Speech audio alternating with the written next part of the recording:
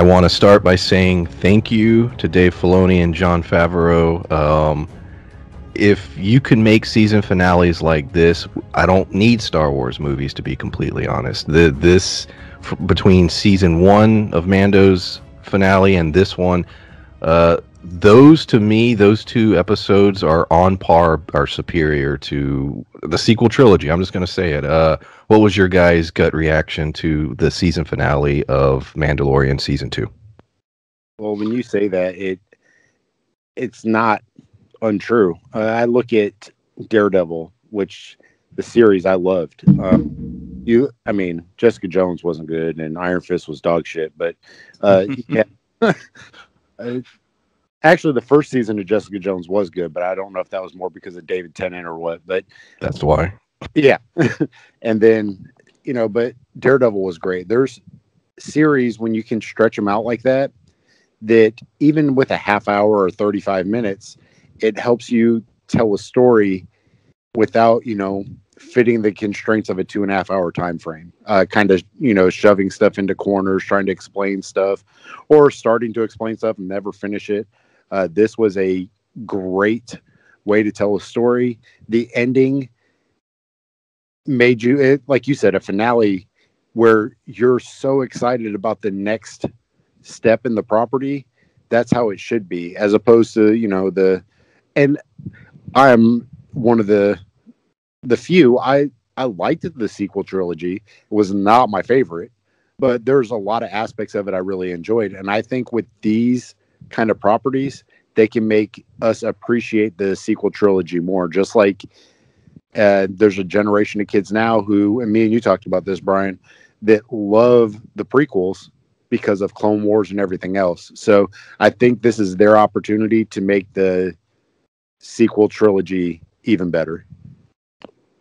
And I agree with that, because that is one of the major reasons. You hit the nail on the head there. And I've been saying it for years myself. That is one of the major reasons why, Gen Y loves Clone Wars, is because of everything that's built around it. It's not because it's necessarily good. We all had our gripes about those movies when they came out, and many of us remember how bad they were compared to the originals, because it's like, yeah, if you want to complain about the sequel trilogy, you got to complain about those prequels, because those prequels weren't exactly great. But everything around it, the cartoons, the books, etc., makes it that much better. And you may be able to make the sequel trilogy better in that way too, by writing around it, by explaining things via an expanded universe. It's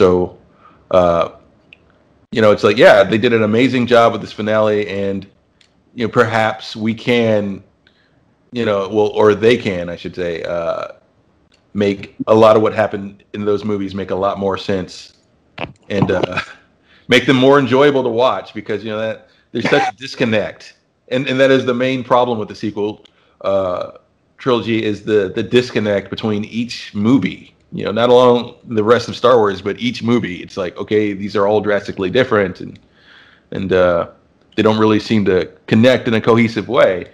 But yeah, I'm looking forward to what they do with this in the future and how they write between these series, because it seems like that's what we're getting. It looks like we're transitioning into a lot of post-original trilogy, a lot of pre-sequel trilogy stuff.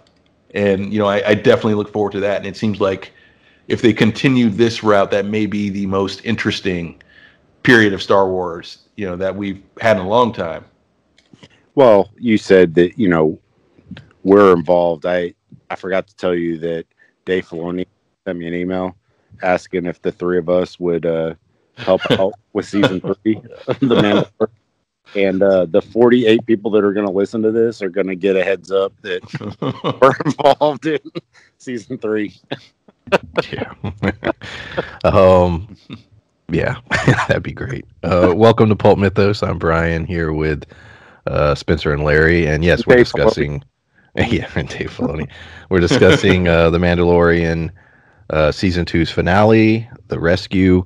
If you've not hit the sub button, please do so. We're going to be continuing Star Wars coverage on this channel whenever something comes out. We'll be doing WandaVision, which is, MCU, Disney, same boat, starting in mid-January. 30 Coins starting January 4th on HBO. We're going to be doing that as well.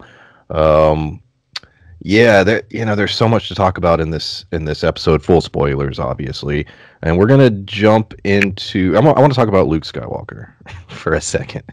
That's the big, that's the meme right now. Everybody crying and getting emotional between that and, of course, the ending, the goodbye at the end. But Luke Skywalker to me, uh, Return of the Jedi was the first Star Wars movie I remember seeing, and so for me, the green lightsaber, the all black, the black glove, that's Luke Skywalker to me. And in the EU, if you were in the '90s prequels, between the video games, books, comics, this badass, legendary Master Jedi, Grandmaster Jedi, eventually Luke Skywalker was so cool, and I had accepted that I was never going to see that in live action. I was cool with that because I knew when they did finally do the sequel trilogy, he was going to be older. We were jumping ahead 30 years. I'm not going to get to see that cool, badass Luke Skywalker, and I'm fine with it. And so when I saw it on the Mandalorian's finale, it shocked me. It was the most nostalgic, exciting thing I had seen in recent memory. I can't remember the last time I was that happy because I was seeing something that I never thought I would be able to see. How did you guys feel about Luke appearing and the way he did? You can go ahead first, Larry. I'm bringing groceries in from outside. I got you. I'll say this much. I didn't have the reaction that it seems like a lot of the internet had. I was very excited, and like you mentioned, I didn't cry. I will. I did not cry, but I did. I was excited. Yeah. It's one of those things, and I am one of the people that have argued that the show needs to stay grounded, and that is taking a leap. But I guess for an end of the arc, and the fact that it's not going to be Din hanging out with Luke Skywalker, so that is still maintaining a level of that to some degree. So I was excited for it, and I did, like you mentioned, when I saw the glove and the and the green lightsaber and everything, I was waiting to see that other hand. I was like, wait a minute. I'm like, is that other hand have a glove on it? And the minute they showed, that it was just like he had one glove on. I was like, okay, that's Luke Skywalker. And I was real excited to see where that was going. And much like some people on the internet, I did have that moment of horror where I was like, uh-oh, Grogu's going to that Jedi Academy. And we know what happens in those movies, and it's exciting for a number of major reasons because, it brought my head to the place of we may be able to actually, because, they kind of did him dirty during some of the scenes. Like we started off with Kylo Ren as sort of an interesting Sith Lord, and then it's like he's kind of obnoxious and kind of he whines way too much, but now we may see a younger, more interesting Kylo Ren even is the thing with that series, and hopefully again not inside the Mandalorian. Hopefully we're going to a war for Mandalore and a war of secession, that sort of thing. So focusing on, and Spencer, if you want to jump in at any time. He's bringing groceries in. Has anybody heard? You're right. So let's jump into that. I'm done. You ready? No. Okay. Yes. I forgot what we were talking about though. I got distracted. Luke Skywalker. Yes. Yes. Yeah. And we talked about this at work, Brian. The whole sequence. You mentioned it. The black glove coming in, because at first I wasn't sure who it was. I wasn't sure if it was Ahsoka. They didn't really show. I was like, anybody can have a green lightsaber when they showed the one view, but then when they showed the close up of the glove, I was like, oh shit. And then you kind of saw the hilt of the lightsaber, and it just got more and more exciting. And it was one of those things where it's hard to believe that that's what was going to happen. And then by the time he, removed the cowl, it was, and like you said, Brian, I didn't cry. I was super excited, but it was one of those things that I was never expecting that. There was rumors that it might be, but I was like, how the hell are they going to pull that off? I was like, that's going to be shit. Are they going to get, old Luke and try to put some makeup on him? But how they pulled it off, how they were able to do it, it looked amazing. It was well done. He came in and did the voice. So all of those things, it just made it. They did the nostalgia correctly.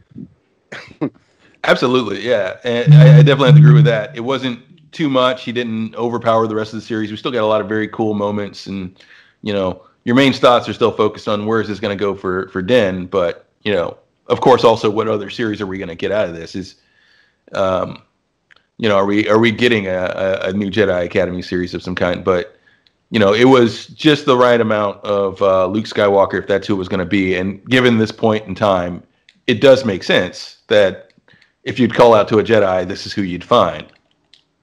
True. And like you were saying, Spencer, I'm sitting there and I'm like, we're getting Dark Empire Luke in live action. You know what I mean? Like, that's what's happening here. And my brain can't, for a moment, I couldn't even process it. I'm like, I can't believe this is happening. Like, this is insane to me. We never got to see Luke in live action in his prime. By Jedi, he was getting there.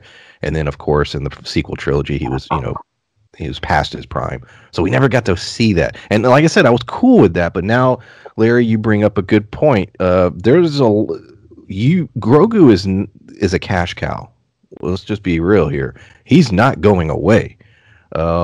Yes, he's going with Luke and he's going to train him and everything, but there's no way in hell they're going to go a year or two without showing that character. Therefore, are we getting a Jedi Academy series? Whether it's live action, animated, who knows? I know some people were speculating they could do that. Mark Hamill do the voice, or do straight up live action, either or. But I think they're laying seeds. There were a lot, and we'll talk about all the other ones here in a minute, specifically relating to the Mandalorians. But they were laying a lot of seeds here. You don't show what you showed unless you're teasing at the potential of doing more with it. Do you think we get that Jedi Academy series? Do you think we get a young Kylo Ren at some point? I don't think the character would be born yet. It's getting close, though. I think this is 25 years before Force Awakens, so I'm assuming he's 20-ish, so he should be born in, I guess, the next 5 years. I could be way off on that. Matt, you're pretty good at checking those things. Matt, if you're listening, leave a comment if you know if I'm off on that. And when did Ben start getting trained? So, even if he was 10 or 5, that's still even another couple years away from that. So even if he was born 5 years from this, and then started training 5 years from that, we're still 10 years away from Ben. But I say all that to say, are you guys interested in a Luke Skywalker in his prime series? I wasn't initially. I'll say that because I was excited when this first came out because we were getting new Star Wars. We were getting shit that we had never seen. So then when they started toying with Boba Fett coming in, I was a little apprehensive because, and we talked about it last time, the reason I liked Boba Fett was because he was mysterious. You didn't know a lot about him. He was really cool. And even in the EU stuff, he didn't talk a whole lot. He just did cool shit. So now I was so scared that we were going to get a version of something that I wasn't going to like. Then it would end up ruining, the original content for me. However, if this episode was any indication as to how they were going to do a Luke-based show, I am 1,000% okay with it. Like, after seeing it, I'm okay with it. Well, and this is a big question for me because, we're getting an Ahsoka show, and we have an idea based on her episode what the focus of that show will be. She's looking for Thrawn. She'll likely be, just having a war with Thrawn, and she'll be dealing with that. So now that we have Luke Skywalker in his prime and potentially a show involving that, it would be weird for him not to be involved in, Ahsoka's business as well. So there's a bit of overlap there, and that's the real issue. Like my question is, what sort of priority do you give Luke? Like, what is his focus? Why is he not dealing with a character like Thrawn directly? Great point. Absolutely great point. I agree with the overlap thing. And now that you've been willing to show him, it's like, there's going to be certain situations where if he's not there, it's going to be odd. and showing how powerful he is. We've been spending the whole season building up things like, okay, Ahsoka is this badass, and we have a cool episode where she's doing a lot of cool stuff. We have this build up of these dark troopers. Well, Luke comes in, and they were clearly showing, yeah, Luke is above and beyond everything we've seen in terms of power. He is in his prime, and therefore he's the Superman of, to put it in those terms, he's the Superman of this universe right now. Therefore, if, like you said, a Thrawn, or there's a real major threat, if Superman doesn't come to help, it doesn't make a whole lot of sense. They're going to have to, explain that. I agree.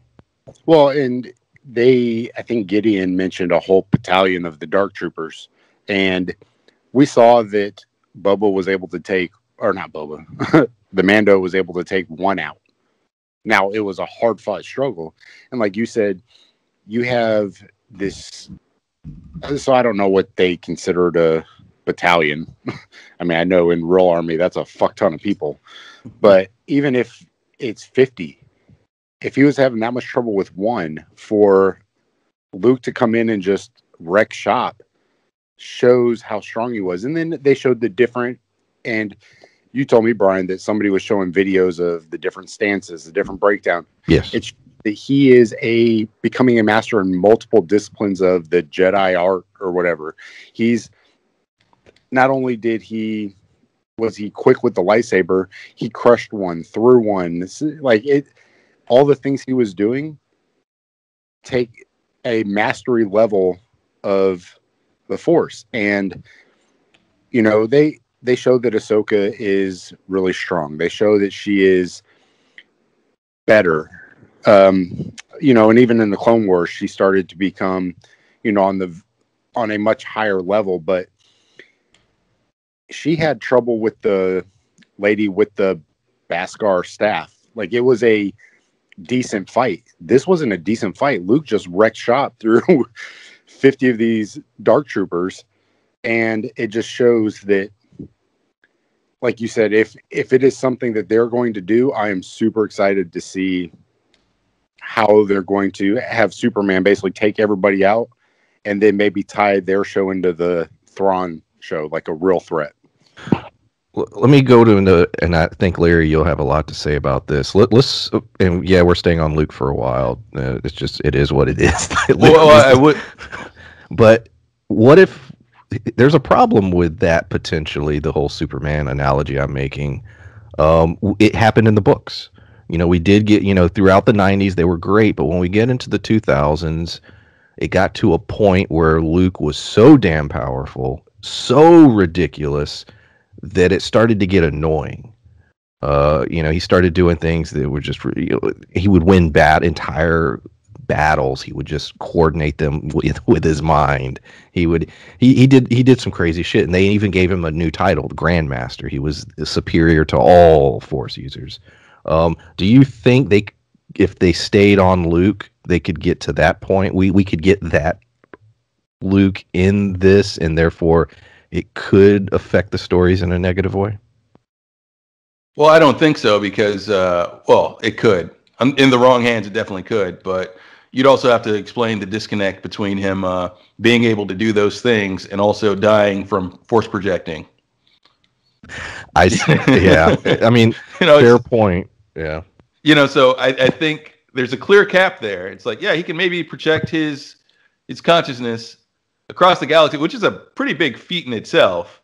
But there's got to be a limit to their power, or there's got to be a Force user that rivals him out there. And that's something they'd have to put in a series revolving around him. Or there just has to be an explanation for, why doesn't Luke solve this thing? Why isn't he dealing with Thrawn personally? I can tell you how they handled that in one of the books, because you're right. They got to a point where there was no one that could rival him. No one could touch him. And so when Jason became, I forget what his Sith name was, but when he turned bad, the reason Luke didn't go kill him, he explained it. He said that he's so emotionally invested because he had killed Mara Jade. Jason did. And so he said, I think that's what happened. I can't remember. I'm trying to remember the last two books. And so basically Luke said, well, if I kill him, which I easily would, it'll turn me to the dark side. Therefore, I can't do it. And then he sent Jaina, and Jaina went and did it herself. And that was the explanation. And that was sort of how they started writing Luke, where he would give orders and send, Jaina became Sword of the Jedi. And his whole thing was, yeah, I can't do that because that'll make me evil. Yeah, and that's bad writing. I'm sorry if anyone. I know I'm going to get some critiques probably from people who like the books, and maybe you'll get a downvote for that. But that's bad writing to say that someone who's such a well-disciplined Jedi that they had to create a new rank for them. Can't do this simple thing without turning to the dark side because it's like, oh, in my mind it would also be an act of vengeance. So if you can't clear your mind and do that, and then maybe you haven't reached the level of Force monk that you think you have. So I hope they don't do anything like that. I hope there's just like a rival on his level. Maybe a certain name that I've been mentioning a little too much throughout our Star Wars podcast. He couldn't touch Luke. Come on now. I swear, if they don't bring Quinlan Vos in the next 5 years, I'm going to be angry. Well, yeah, and you're right. He couldn't rival Luke. That's very true. But there needs to be. I don't know. We don't know what he was doing for the last several years. Who knows? That's right. There is a gap. Well, nothing, because we haven't heard about him. He's been doing nothing. Well, and I'll also say that at this point, because I did look it up while we were talking, Kylo Ren would possibly be, I'm estimating, around 5 years old at this point or so. He was how old was he in Force Awakens? Well, he was 30 in Force Awakens. Oh, was okay. Well, that's why my math was off. Okay. He was born 5 years after the Battle of. So he would be alive. Yeah, you're right. Damn. Yep. So he'd be alive. He'd be training with Grogu, and I hate to go through any scenario. Like I'm trying to logic out as like them killing Grogu, but it's possible that it could. I doubt they'll do it. Like you said, the character's a cash cow. But they could do it. Remember when Ben and all of his crew come back and basically take out the little new training temple or whatever, when they showed the little flashback in, wasn't that in Force Awakens?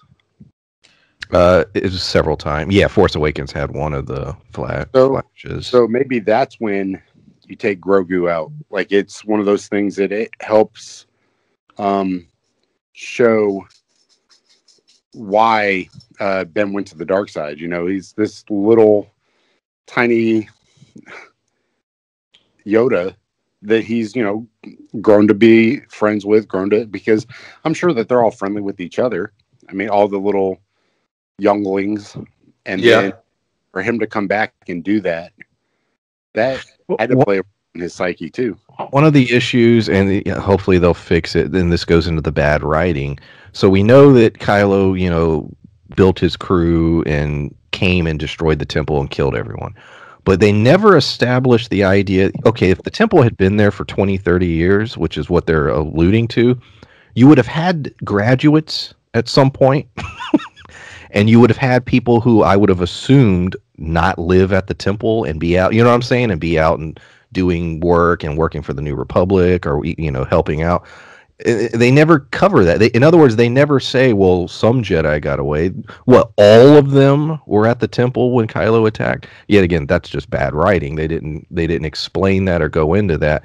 So this could say, well, yeah, there were some out there. Maybe Kylo was hunting them down like Vader did.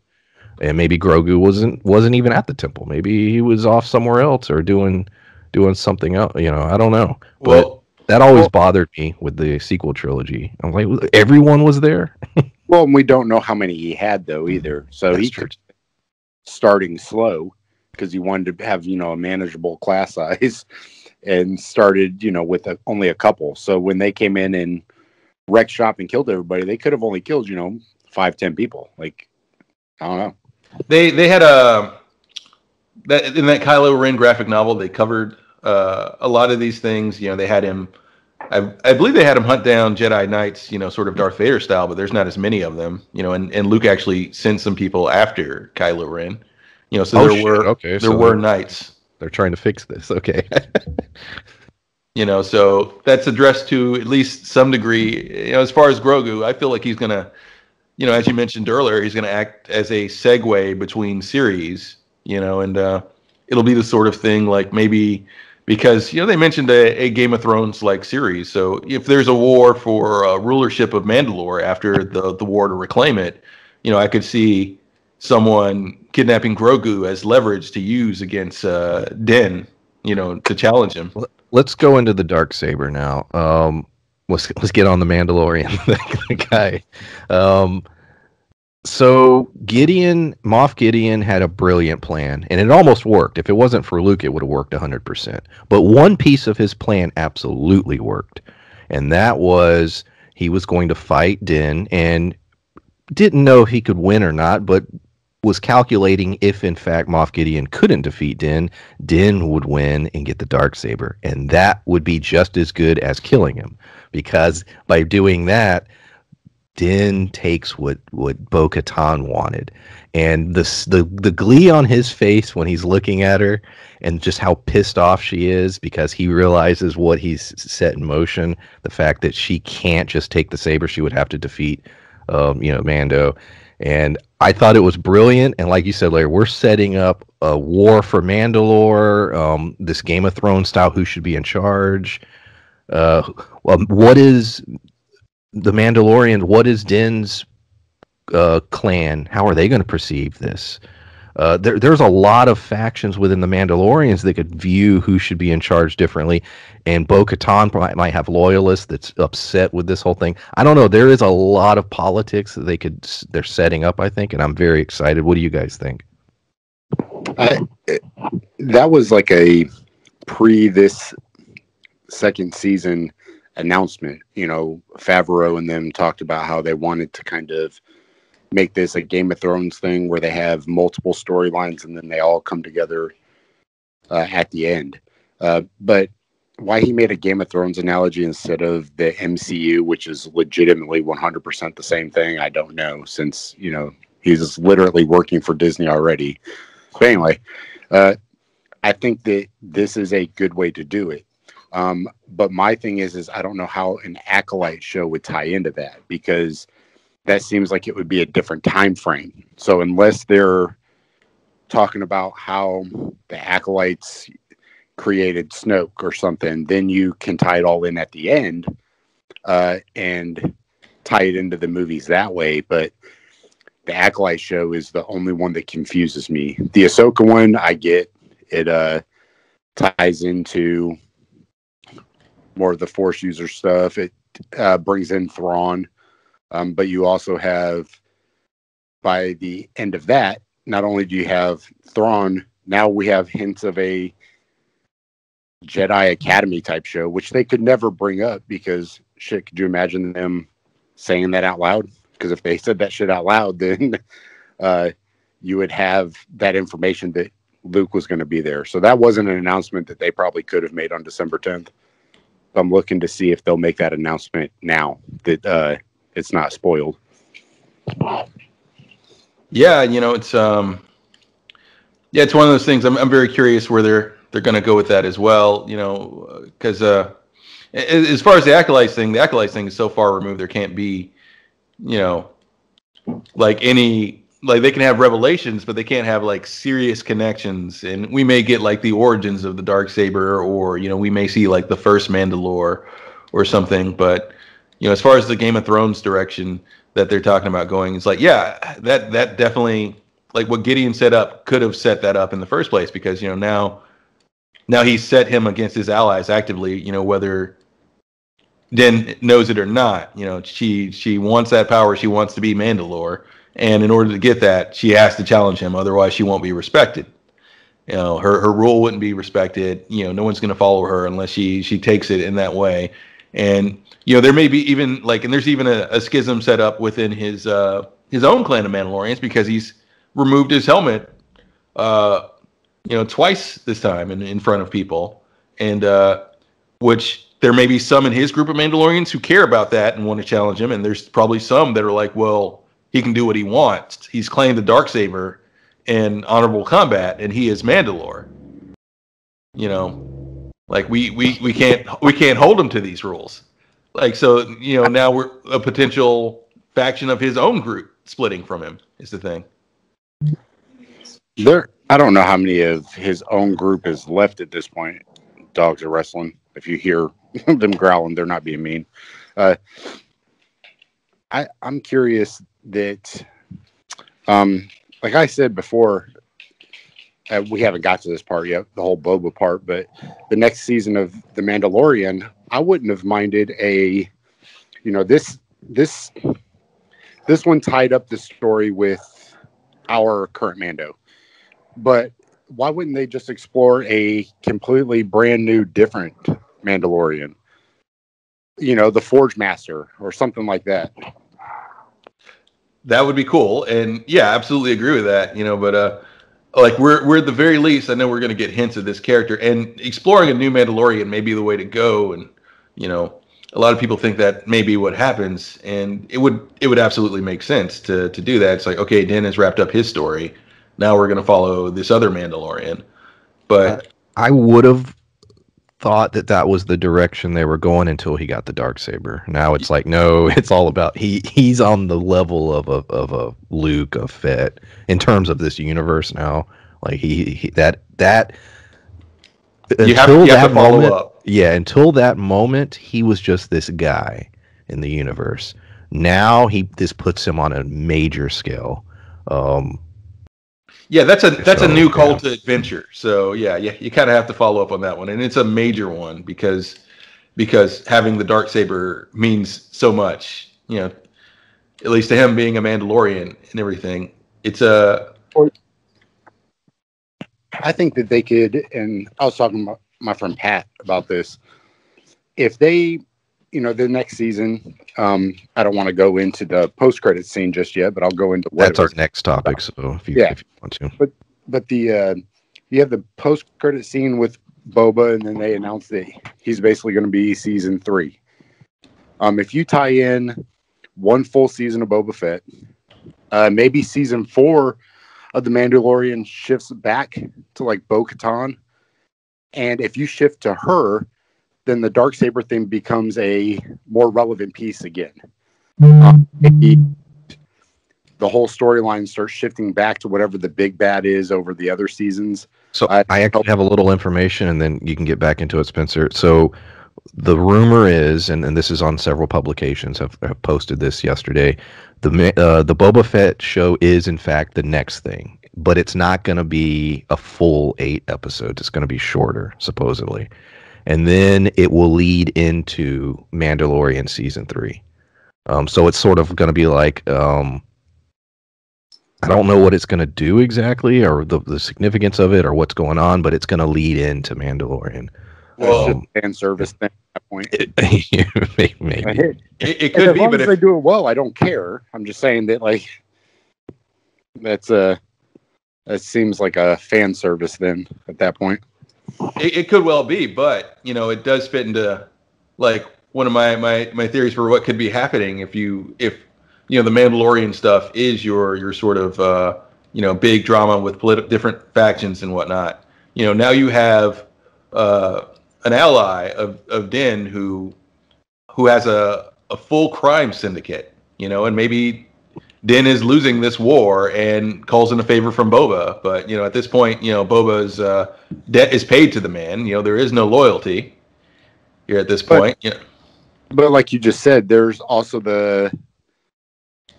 not Cal Kestis, Andor. Cassian Andor. There's going to be that show.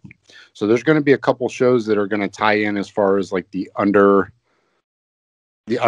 part of Star Wars, the kind of behind the scenes criminal aspect. And I think that with Boba taking up that part, it just kind of is going to give us different types of shows, which is what I was bitching about when we were first talking about all these backdoor pilots. I was most concerned about that they weren't, it was basically just going to be like a 14-hour movie because they were all going to be the same fucking thing. So if long as they keep it separate and different, I'm not mad about it. And that post-credit scene got me intrigued and excited. Now, their execution on it will dictate whether or not I was happy with it, but it got me pretty jazzed about. Well, what do you think about the politics, Spencer? What do you think about the fact that we could have Fett takes over the crime world, which is set up in the end credit scene. Din rules Mandalore. The Mandalorians reclaim their land, and they build their numbers back up.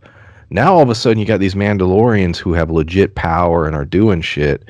Does that concern the Republic, the New Republic? How do they factor into this and in the Jedi? You know what I mean? Now we're looking at a power shift that could scare the New Republic. And look, there is a good 25-year gap before we get to the First Order doing what they do. So could there be a war in that middle of that? I'm just throwing that out there. I think that a war would make sense. You look at what happened in Force Awakens. You have the New Order taking over. If the Republic is as strong as it's growing to be, now we know from EU, Clone Wars, Rebels, like all this stuff that it, falls apart a bit. However, there has to be something to me that would bring a whole force back to the Alliance. So if there ends up being a war, then the New Order can spin this, hey, you guys need us again to protect you from this Mandalorian threat. It would be a way for them to convince all these other planets to get on board, because now they're all afraid. Yeah, because I'm bringing this up for two reasons. There's no mention of Mandalorians in the sequel trilogy. None. Where are they? If they reclaim their land and they're this badass, where are they? And that's one of the things I've been thinking about. Yeah, I think that's a 100% way for them to, tie up that storyline, but also have a driving force behind what the New Order is. And I just thought of this. Is Phasma's armor Beskar? Like, is it? Ooh. That's a good point. Yeah. We just thought she looked cool. I was like, oh shit, she's got like a chrome suit. That's badass. But maybe we will get like a rise of Phasma, because she was supposed to be this amazing character, and I don't know if she's in a bunch of deleted scenes we didn't get or something or what. But there are some, but it's not as much as it should have been for them to promote the character the way they did. And I feel like that's a chance for them to do that. This is a chance for them to, just like the Clone Wars did, you kind of add a little backstory to some of these characters that we were supposed to respect and like. And I think this is a great way to do that. I think you go back to Rogue One. I think that with Vader, we were always just supposed to respect Vader. Vader was this badass. You give us the prequels, and Anakin really wasn't that impressive. So, he was going around being evil, but you think of like lightsaber ability, force ability. Anakin wasn't impressing us. And then you get, episode 4, he, force chokes the shit out of a couple people, but you don't understand really why Vader is such an imposing force. But then you go to Rogue One and you have that scene towards the end where he just wipes out all these people. That's what I felt like with Luke in this series. You go and have Luke being built up to be this badass. All the EU, he's so amazing. We get to the sequel trilogy, and there's all these rumors of Luke being the most badass. But by the time you get to Luke, he's this old hermit.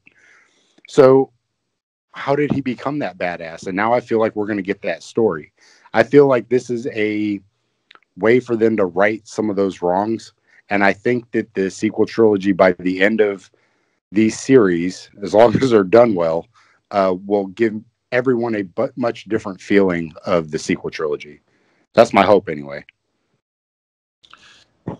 Yeah, and definitely that is the hope, that that it'll fix a lot of those things. You'll be able to go back and watch some of those movies, and it'll seem like it makes a little sense because they are so different, and and they vary so wildly.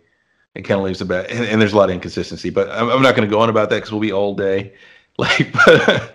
But but yeah, there's the hope that it will bridge those gaps, and not only that, but I feel that if you're doing this with Boba Fett, you can bring a different side, like than with the you can get a different feeling than we are with the God, I forgot the guy from Rogue One, what his name is, Cassian Andor. Then you can with the Cassian, because Cassian Andor, like he's like a low level kind of Han Solo rogue, but Jack Bauer. Yeah. In terms of his role, an assassin, does whatever it takes to to get the job done, type character. Exactly, but Boba Fett is now Don Corleone. Is the thing. Yes, good point. To use a reference for a series that I still haven't finished, so we could get a very, very different feel from this, and not only that, it could definitely play into the Mandalorian wars, which may be happening in the series. Hold on, did you say hadn't finished? You haven't even started it. The Godfather? Oh no, I've watched The Godfather. I've just been interrupted several times. Would Finnick be Stringer Bell? Yes. Now that I can't agree on because I don't. So, Larry, what do you think about the potential of another Mandalorian war, and why do you think, outside of just bad writing, the Mandalorians were never mentioned in the sequel trilogy? Bad writing. Yeah, just that's the only thing. There's no mention of them whatsoever. There's not even if something did happen to them. Where were they in the final battle? Where were they in the final battle? Were there any Mandalorian ships? Not only that, there's no mention of their history, or if they were wiped out, there was no mention of in the first movie or the third or second. Like, oh well, this has turned out like Mandalore all over again. There's nothing like that to hint that there's any significance to them. Like, are we even and that does maybe spell doom for the Mandalorians, or it may spell out that maybe there's a different sector of space that they rule over, that that maybe there isn't a Mandalore right now. Maybe there's a new Mandalore that they've moved to a different world, or they're in the Outer Rim, or something along those lines. I just can't imagine a scenario where they exist in our vision. Exist, as this military threat, and the First Order hasn't crushed them, allied with them, or done something. And that's what leads me to think, what if there's some kind of conflict in the next 20, 25 years of the timeline, with them in the New Republic. It's called Star Wars, so there's always usually a war. And if in fact that like I said, Boba's taken over the crime world, clearly the Mandalorians are trying to reclaim their home. I don't know. I'm assuming this will be addressed. I can't. What'd you say? I said star conflict. Star conflict. Star peace. And there's that. That's what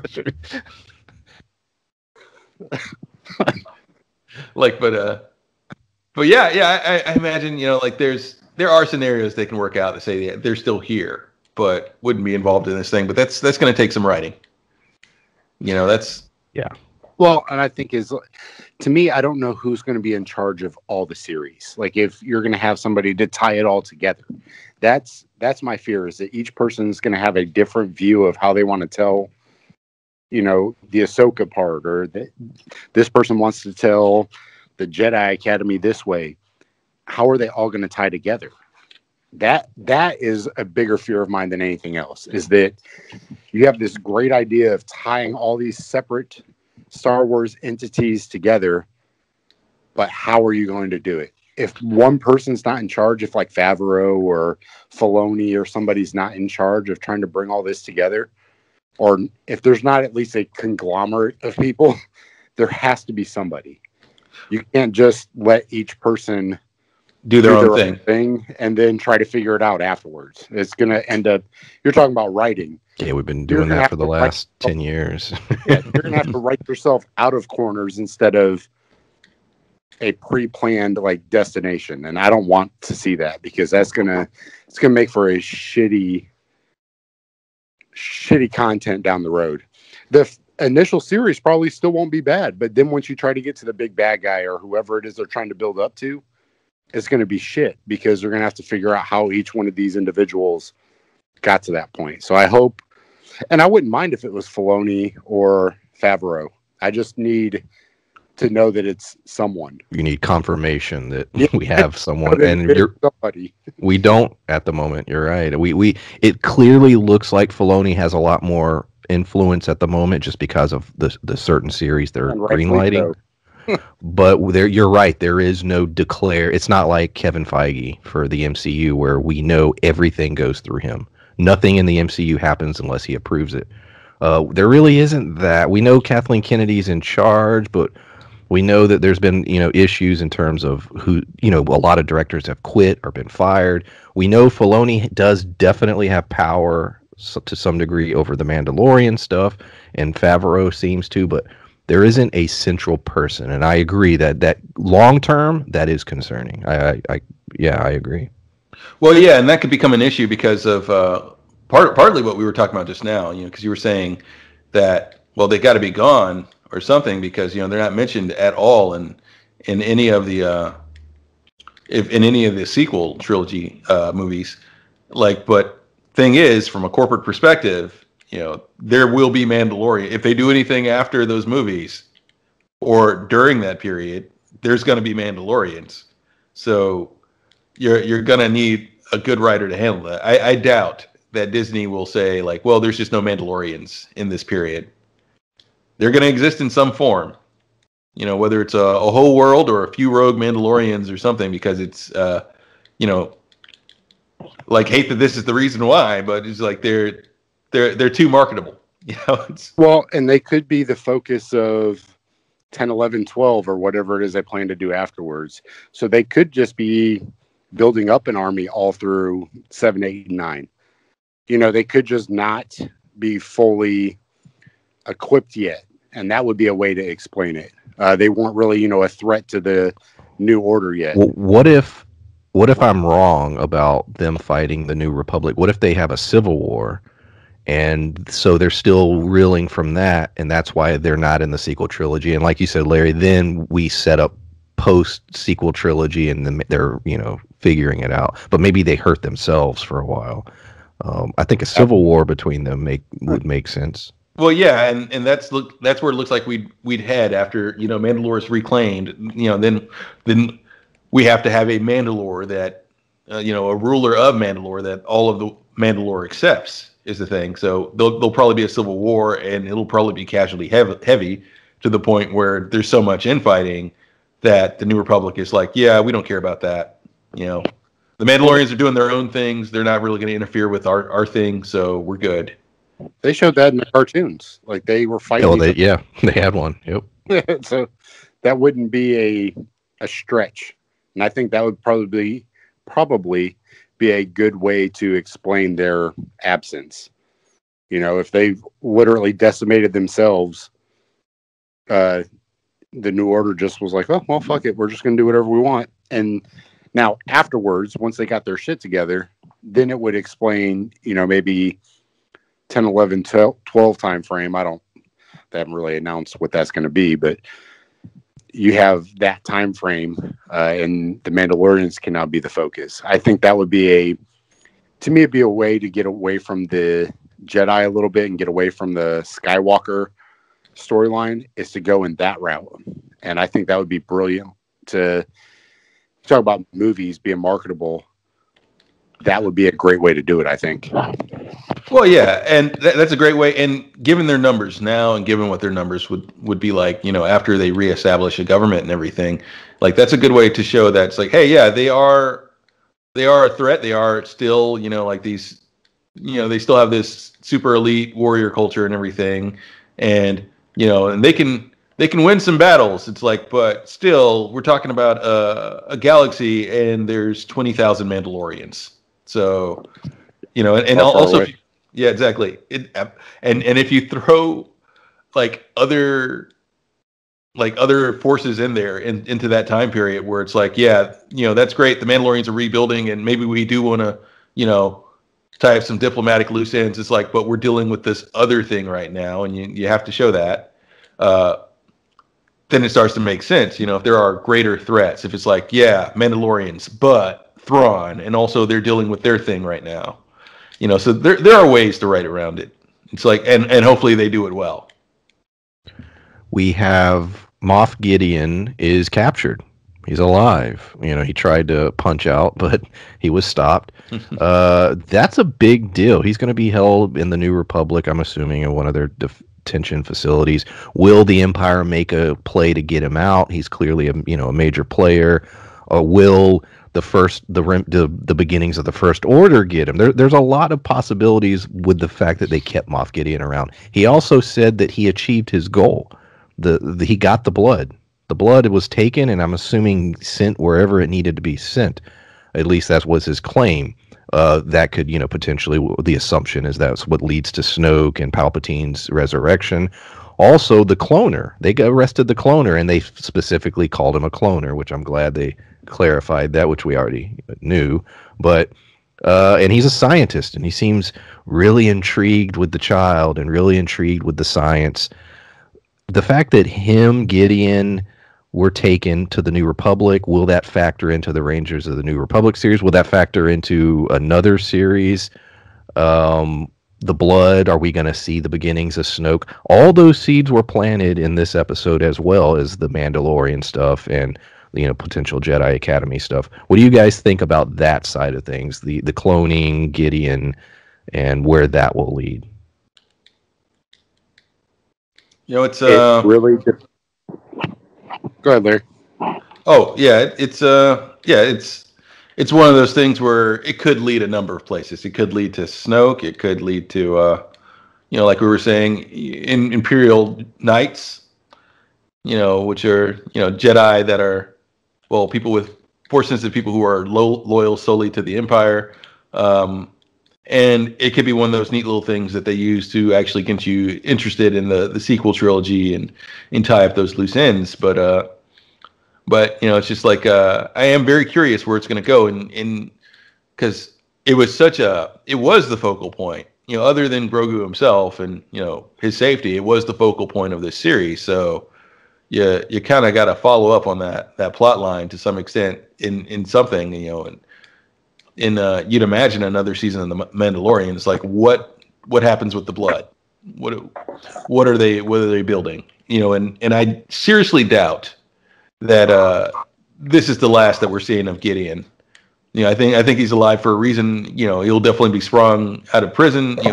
Potentially by since we know he's alive and operating during this period, maybe perhaps by Thrawn even. Because he did accomplish his mission. He didn't fail at all. He did everything, that he set out to do. Yeah, I think that they haven't showed, and we talked, great about some other series doing that kind of stuff where it's not a lot of red herrings. I don't feel like they would mention that kind of stuff if it wasn't important. I think that the whole bloodline stuff and that, what they were showing in the Baka tank looking things, I think that all of this is going to be important.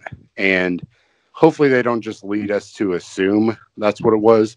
Hopefully they show us how it got to that point. I would hate for them to just be like, no, we showed you. But no, explain why, how, what they were doing. Even if it's just like a quick 3-minute dialogue scene. I don't care, but I don't want them to leave us hanging. I want them to show us. And like you said, with all the other properties coming up, I don't think that there's a way that they're not going to have that play a role. I want to bring up, and this is directed specifically at you, Spencer. A lot of people got emotional at the end of the episode when, and cried and everything. Specific when Mando Din takes his helmet off, to see Grogu. It's a great scene. I thought it was beautiful. I thought it was really, a nice, great scene, brilliantly acted by Pedro Pascal. When he was tearing up, I loved it. But I say you because you're a father. He's going to be like, as a father, why didn't you feel anything during this? What's wrong with you? So, yes, I felt an emotional connection, but as I said, you're a father. So I just wanted your take on it, but as a father. Well, fuck kids. But I thought it was well done. But Grogu isn't. He wasn't really he's not a character. It's a puppet. It is a puppet, but I didn't have the same kind of emotional attachment because he didn't express a lot. I don't know if it was the puppet itself or if that was intentional. It just kind of showed him his eyes pouting a little bit. I didn't feel the emotion from the puppet. When I saw Pedro, when I saw Pascal act in that scene, I was like, damn, like that made me feel the emotion. But then when I started focusing on Grogu, it turned almost a little comical, which didn't piss me off, but it was one of those things where I'm like, you have this super emotional moment.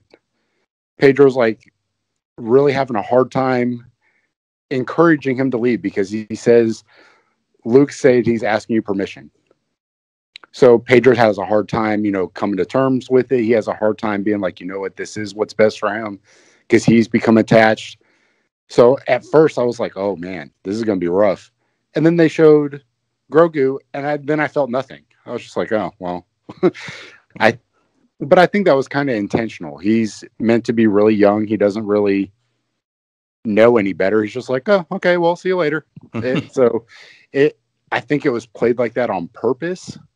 But to me, it made it less of an emotional situation as opposed to how it would have been had he been able to emote a little bit or cry, or talk, or anything. Approach it from another angle. So yeah, that's a fair point. You couldn't connect with the Muppet, and then fair point. Now both of you, what do you think about the fact that if you go to the prequel trilogy, one of the underlying storylines is sort of almost a brotherhood between Obi-Wan and Anakin. They don't do a good job of it, but that's sort of what they're going for. The OT, there's the father-son. And in this series, father-son, adoptive son. It's a little different. And I was sort of impressed with the fact that they spent, that we get the action and we get stormtroopers and we're getting all this cool shit. But at the core of the story and the thing everything led to was a connection between a father and his adoptive son. And I thought, it was like, that Filoni and Favreau, that's what they were going for with this. That was the intent with the story, taking a personal, real human story and, thing and applying it, crazy ass space magic world. Right. And I think that's why people are connecting with it so much. That was something that I felt was, look, the sequel trilogy, like I said, we could talk about that shit all day, but there were just so many times that it tried so hard to do like a real human thing, and then it would fuck it up or it wouldn't pull it off, where I thought this sort of did a better job of it, So on that approach, what do you guys think? I can agree with that. Yeah, I don't disagree with that at all. It's one of those things where I felt it was well done. They, created a atmosphere that was trying to show you throughout the last 2 seasons that they were connecting. At first, he was just he felt tied by duty to, protect Grogu. But by the end, that wasn't a duty to help protect him. It was, he wanted to. He felt he needed to help him. He needed to save him. And that was a parental kind of feel. He was trying to rescue him. So you felt that connection.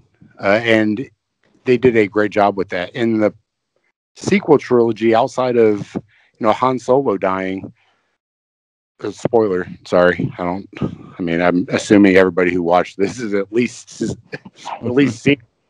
But there wasn't, to me, a whole lot of emotion in the sequel trilogy. And in this, whether you cried or not is a different story, but you still felt the connection. You still felt the emotions that they were trying to portray. The only scene in the sequel trilogy, only scene that I felt any actual emotional weight was when Kylo Ren, or Ben at that point, um, was rejecting the dark side, and Han appeared to him, and he sort of had that little back and forth. And it was sort of a moment, that was trying to do the whole redemption thing, but it was a moment where he realized what he had done, and was coming to terms with it. And I thought the way both of those actors, Harrison Ford, Harrison Ford gets a lot of shit for melding performances over the last several years, but I think that's look, his performance in Force Awakens, he melded in. I'm sorry, he did. He showed up. He put on the costume. He said a few lines, but I don't know. That scene, he came to work. Yeah. Blade Runner 2049, he came to work. And you can tell in those two instances, he looked at the script and said, yeah, I can get behind this. And so that was the one scene in the sequel trilogy that I thought was well done. Everything else, they tried a few things to be emotional, but like you said, it just didn't work for me. But yeah, I just wanted to say that was the only time in that that I felt anything. But yeah, Larry, what do you think about this whole, the way they're trying to connect, real human emotion to this story? Yeah, I feel they did a better job, and there was a better build-up too that you don't get a chance for in the movies because we just watched them travel together for 2 seasons. So Yeah. definitely a better job there, and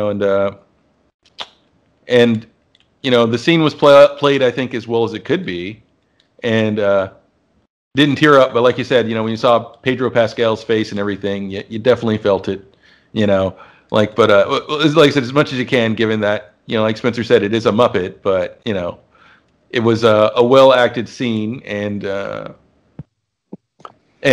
say this much, Grogu, I think, because it's just hit me, like if they do another Star Wars trilogy of any kind, or if there is another time skip after the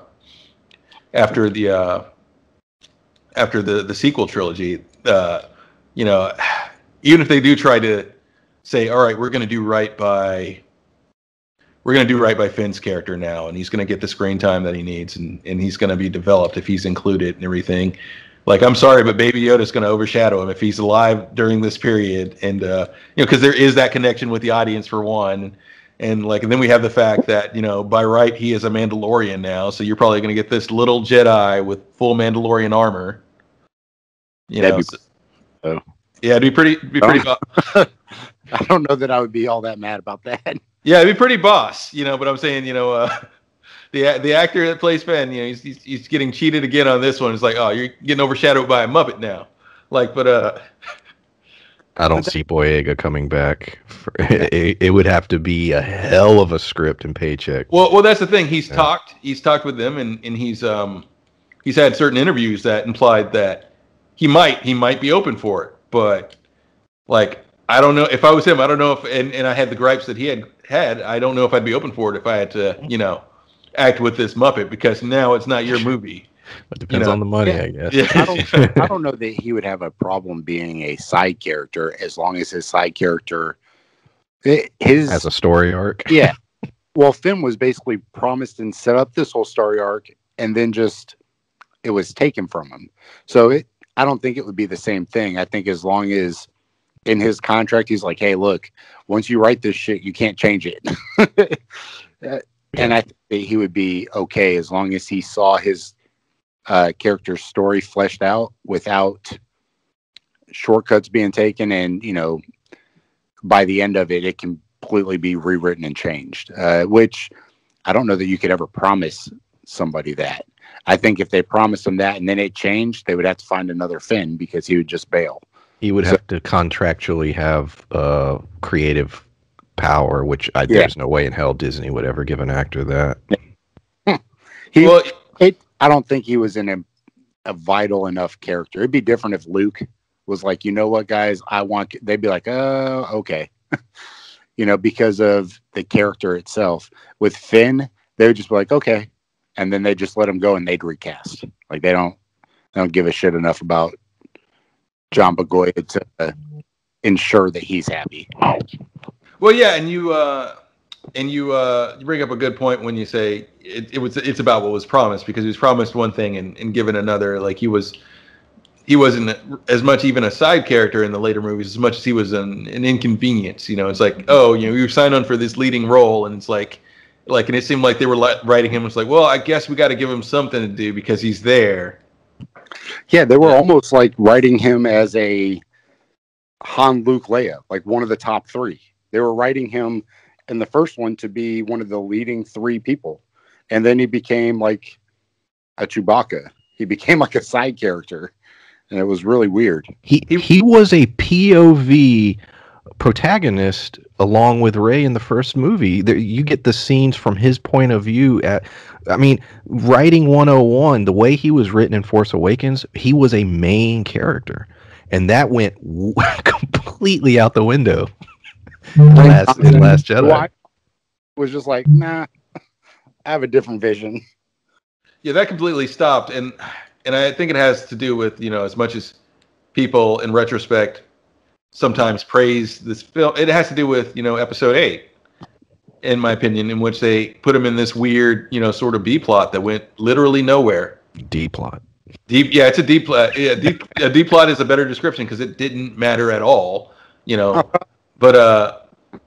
But hopefully, and like you said, it's about what was promised. He was promised the lead role. So if they say, hey, yeah, you play a side character, or you're this Jedi Grandmaster, but it's not 100% about you, and you're in the movie about this much. If they gave him what they promised, he wouldn't be as angry about it. But just saying, I feel like if we get another set of movies, it's so far in the future. Like shows may be the format from now on, especially since everything's going to streaming. And movies may be a lower budget thing now, not as low budget as a show, but they may be like, hey, we're putting this direct to streaming because that's working for us. So there may be chances for that. There may be chances for, a movie focusing on Finn. But I guess I've gone wildly off topic here, but we're towards the episode. And nobody, like I said, once we hit 40 minutes, I wasn't worried anymore. I said, you know what? I want to talk about Star Wars. Fuck it. Nobody listens past that point anyway. Maybe Matt. If you're listening, Matt, what's up? Last thing, as far as the episode, I just had it in my notes, and I wanted to see what you guys thought, if it was too much or just enough. R2-D2. When he popped in, I smiled. I had a big old... Usually I would have complained about a moment like that because I'm like, okay, nostalgia. But it completely makes sense because that's, he would have showed up at that point. Luke, flew his X-Wing. He was there. R2 was his sidekick. And that, yet again, going into the EU, that's 100% EU Luke. Go ahead. Well, I'll say this much. This is part of why, like, every little plot hole or thing that appears like it may be a plot hole or gripe that I have about the series, Filoni tends to cover those pretty well. And this is one thing because it seemed like Grogu was still skeptical about going, and that's one thing that added emotion to the scene where he gives him permission to go and he sets him down, but he's still like clutching his leg and everything, and he doesn't want to go until he sees R2. Because that's the thing, he would recognize R2. Also, and I'm glad you brought that up. There's theories online. Grogu was at the Academy back in the pre-Order 66.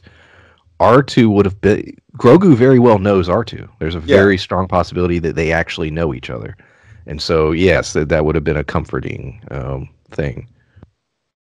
Well, I think that once again, the reason I felt Boba Fett worked in this series is because it was used sparingly. R2 just kind of showed up for a second, squeaked at Grogu, and then he turned around and left. He wasn't, in the sequel trilogy where he was walking around being a semi-important sub-character with C-3PO, it felt almost like, all right, you're just rehashing this shit again. But it didn't feel like that in this because it was very short. It served a purpose. And like you said, it made sense. It helped tie in a couple stories or helped tie in theories. And It was well done. Rogue One, I bring it up because that I like Rogue One, but that scene does annoy me when you see 3PO and R2. Because they're just like, hey, and they're just sitting there. And to me, I don't know. It just is like there's no reason. None whatsoever for R2 and 3PO to be in that scene. Yeah. Like Outside, they're yeah. trying to tie it. They're just Like, trying to tie it in at that point. yeah, it's just like, hey, remember?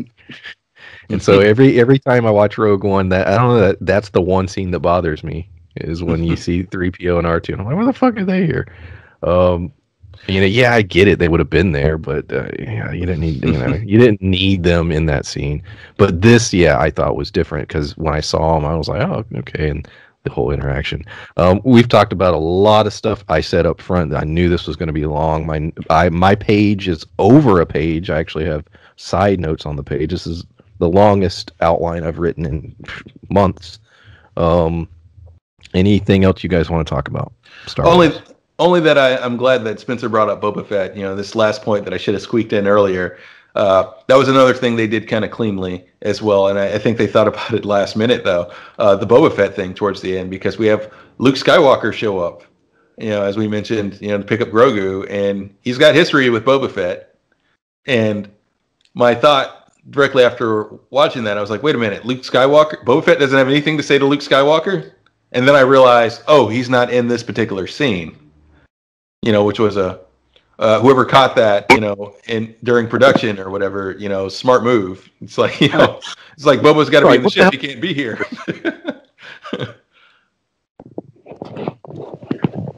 Although that would have been kind of funny for Boba to see the green lightsaber and just be like, oh shit, and then like bounce out. well, I imagine it would have turned it into more of a Tarantino ending because, he likely would have saw his face and like shot him right in the chest as soon as he opened the door. Correction, tried to shoot him in the chest. Good point. Yeah. Luke would have, there would have been beef and these two would have killed each other and everything would have just gone south and everybody else in that room just would have been real confused. Like, what the hell's going on? It's like, why are we killing each other? Last thought, and then if you have anything else, I thought it was cool. I'm a Sasha Banks fan, wrestling fan, and her little fight with Boba Fett, I enjoyed. I thought it was cool. What you guys think of that? I was rolling my eyes a lot. Dude, it was cool. Come on. The fight scene wasn't bad. Her dialogue is very poorly delivered. Well, she's a wrestler. I mean, come on. You gotta give her them John Cena points. Yeah. You can't judge the performance on dialogue. Yeah. The action sequence part of that was good. It was, believable the way they did it. When she grabbed him and then like jetpacked off, and like it was very entertaining. And then at the end she started talking, and I was like, oh god. She should have been cut off. Like Bo-Katan should have immediately, as soon as she opened her mouth, she'd be like, that's enough. It would have been better than to have her say anything, because as soon as she spoke, I was like, oh no. Fair point. Yeah. I'll give you that. Some people better done, but it wasn't like I love the action sequence part. Some people were bitching about it because they didn't like that she was sort of equal to him, but I was like, it would make, because they were like, well, it doesn't make sense. Like, yeah, it does. Boba Fett's not in his prime in this. It's very clear he's not in his prime. A. B. If she's serving Bo-Katan, she's right hand. Yeah, she's top tier, And Boba's face, it's all fucked up. So how bad was he hurt in the Sarlacc pit? Like he's not in his prime. He's a little older now, but not even age-wise. How injured is he? How much did being in the Sarlacc pit fuck him up? Yeah, exactly. You're talking about a fully trained Mandalorian warrior who is the right hand of Bo-Katan. So yeah, you can't say that, oh, she wouldn't be able to do this or that. It's just like she achieved her rank for a reason is all I'm saying. Completely, yeah. And so that was I was like, come on, guys, you're not tracking who Bo-Katan, and even how in the Clone Wars in the cartoons, her, I can't remember the name of her little crew. She has a crew of elite people, like the top tier Mandalorians that serve right next to her. And if you notice that the one dude wasn't there, it was just those two. So clearly that's her number one. And so yeah, I'm like, come on, guys, yeah. Neither of them won the fight. It was sort of an even thing, and then it ended. But I like the scene. I thought it was done well. I agree, the dialogue was a little shaky. Maybe she needs to work on that a little bit. But yeah, I just wanted to bring that up because and like you said, the jetpack part. I thought that was cool to show one of the benefits of having a jetpack as a Mandalorian. Yeah, why? But the whole using it in a fight. Yeah, that was pretty cool. There's a great line of dialogue in Rebels where Sabine, is that the Mandalorian? Sabine. She's training with what's the Jedi that loses his vision? I can't remember. Oh yeah, Kanan. He's Steve. I wish it was Steve. Anyways, Kanan's training Sabine, because she's got the Darksaber, and he's teaching her some shit. And there's a great line of dialogue where she starts using all her Mandalorian gear, and he, at first it's sort of cool, but then he moves right past it and is able to defeat her. And he looks at her and he says, in a manner of speaking, he's like, none of that works. He's like, remember, the Mandalorians and Jedi, we had a war. We won. The Mandalorians lost. Basically telling her all that gear. He's like, come on. That's not going to work against a Master Jedi. And it's a funny line. He's like, no. He's like, yeah, he's like, we won the war.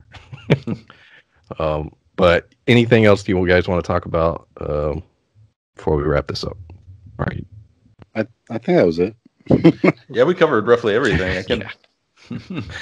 Well, this is going to be our last one for a while. I don't think we're going to get anything for quite some time Star Wars related. So I know they're working on. There's a lot of productions happening, and there's a lot of shit coming, but it's going to be a little while. So I guess we need to make this a little longer as a we'll see you next time. So yeah. All right, guys, you done? Yeah. All right. I'm not going to do my usual spiel because I don't think anybody's listening. So if you haven't subbed, please do so. Thanks. Bye. Bye.